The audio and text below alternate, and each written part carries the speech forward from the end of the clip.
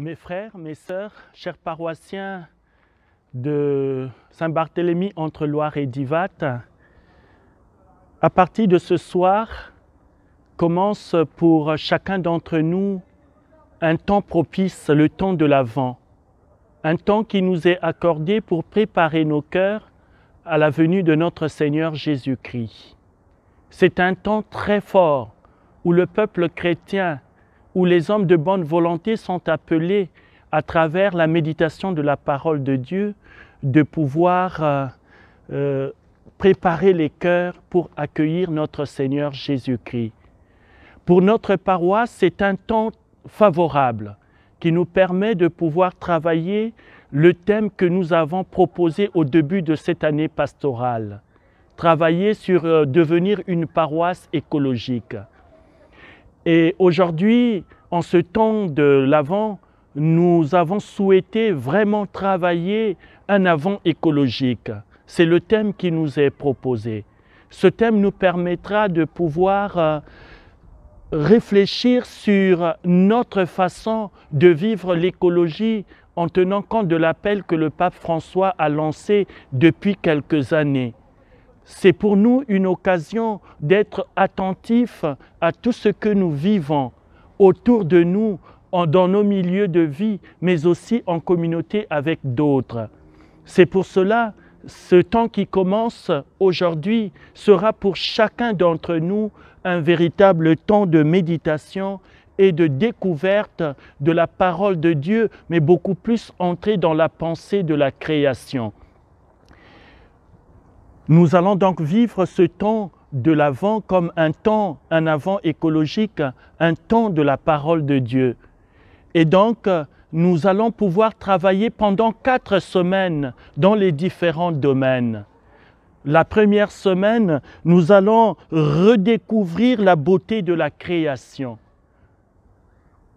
La deuxième semaine, nous allons apprendre à vivre plus sobrement.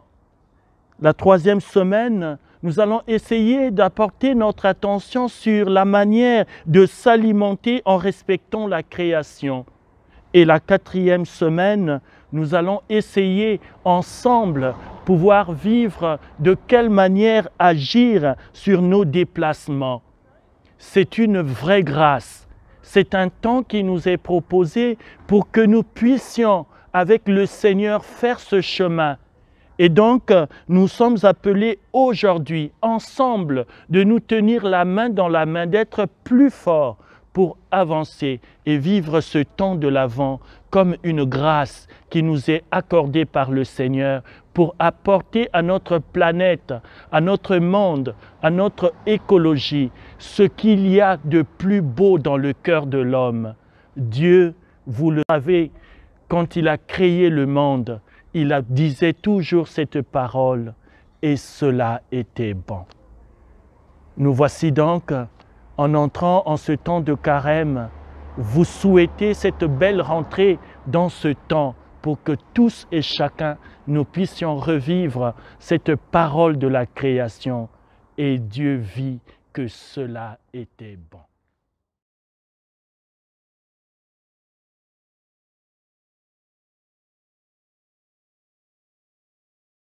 Ce temps de l'Avent peut être aussi l'occasion de lire, si vous ne l'avez pas fait jusqu'à présent, cette encyclique du pape qui s'appelle Laudato Si, que vous trouvez facilement en cliquant Laudato Si sur Google. Je vous propose une brève présentation de cette encyclique sur la sauvegarde de la maison commune. Quel genre de monde voulons-nous laisser à ceux qui nous succèdent, aux enfants qui grandissent? Cette interrogation est au cœur de l'encyclique. Le pape écrit ceci: cette question ne concerne pas seulement l'environnement de manière isolée, parce qu'on ne peut pas poser la question de manière fragmentaire.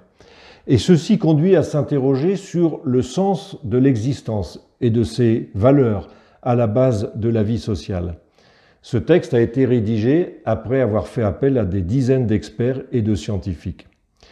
L'encyclique prend le nom de Saint François, de l'invocation de Saint François, « Loué sois-tu, mon Seigneur », du Cantique des créatures, qui rappelle que la terre, notre maison commune, est comme une sœur avec laquelle nous partageons l'existence et comme une mère belle, qui nous accueille à bras ouverts.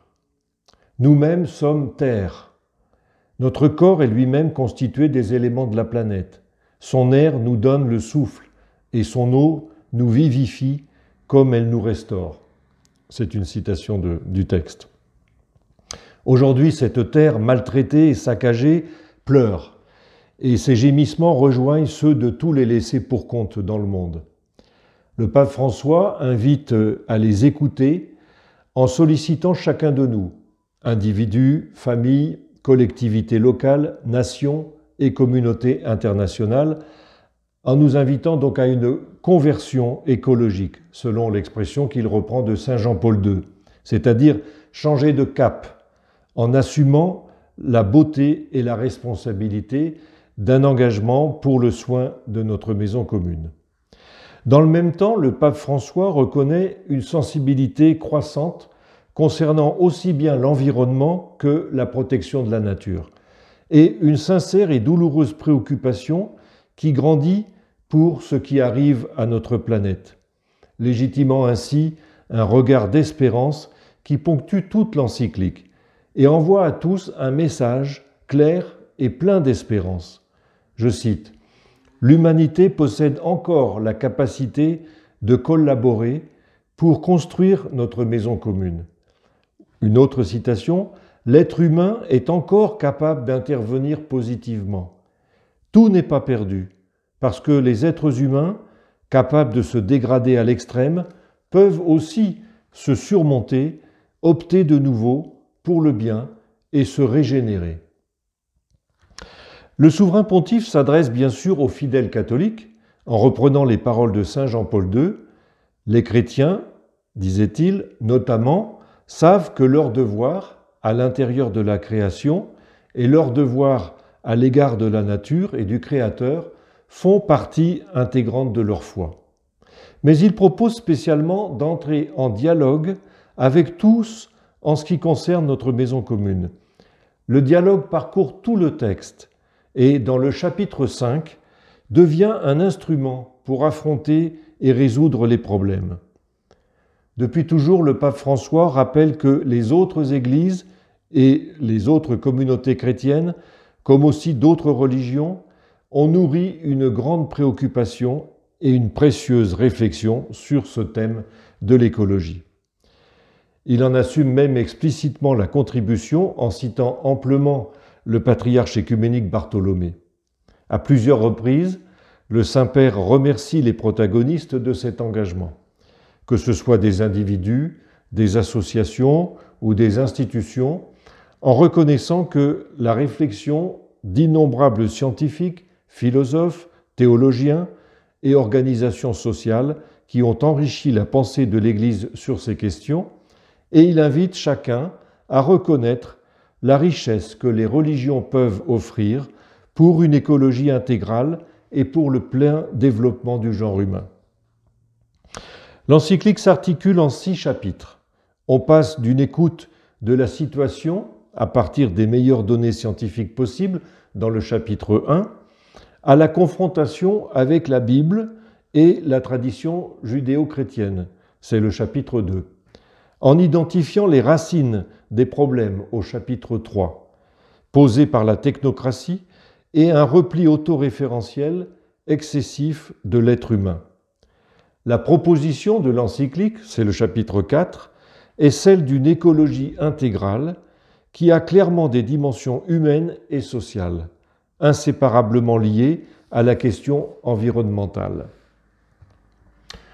Dans cette perspective, le pape François propose, au chapitre 5, d'avoir à chaque niveau de la vie sociale, économique et politique, un dialogue honnête qui structure des processus de décision transparents, et il rappelle au chapitre 6 qu'aucun projet ne peut être efficace s'il n'est pas animé d'une conscience formée et responsable en donnant des pistes éducatives, spirituelles, ecclésiales, politiques et théologiques pour croître dans cette direction. Le texte s'achève par 2 prières, l'une s'adressant à ceux qui croient en un Dieu créateur et Père, et l'autre proposée à ceux qui professent la foi en Jésus-Christ. rythmée par la ritournelle du Laudato Si qui ouvre et ferme l'encyclique. L'encyclique est traversée par plusieurs axes thématiques, traités selon diverses perspectives, qui lui donnent une forte unité.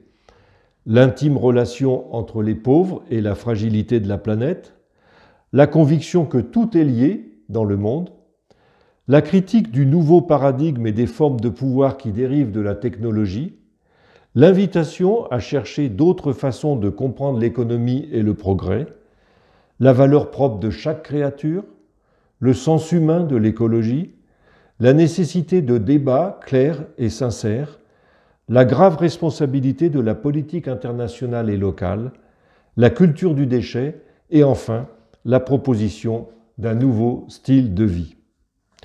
Alors nous vous invitons maintenant à visionner à partir de la semaine prochaine les 4 vidéos qui suivent, une par semaine. Je rappelle les thèmes. Pour la première semaine, redécouvrir la beauté de la création. Pour la deuxième semaine, apprendre à vivre plus sobrement. Pour la troisième semaine, s'alimenter en respectant la création. Et enfin, pour la quatrième semaine, agir sur nos déplacements.